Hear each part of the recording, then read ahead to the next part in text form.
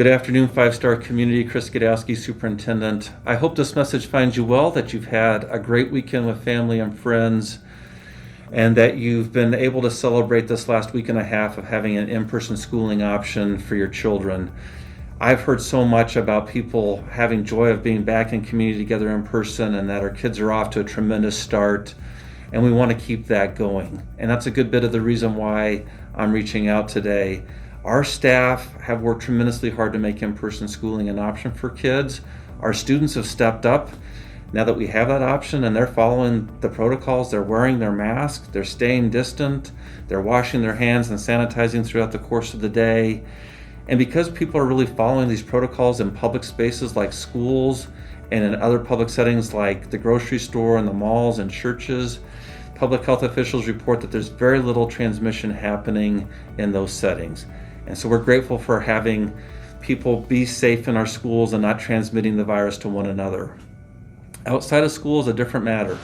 Public health officials indicate that there's a lot of transmission going on right now in Adams County, and the places where it's largest are at private gatherings at people's homes, or in settings where you're having a birthday party, a football party, other block parties within your community. People aren't wearing their masks there, they're not staying distant, they're being too close, and that's where the transmission's coming at high levels.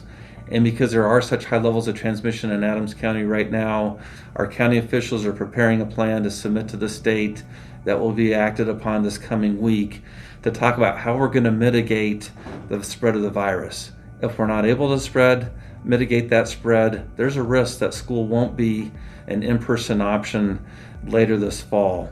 And so it's really important for all of us to do our part. I appreciate everyone's cooperation in the school setting. We'll continue to ask for you to do that, monitor it, make sure that we're all doing our part.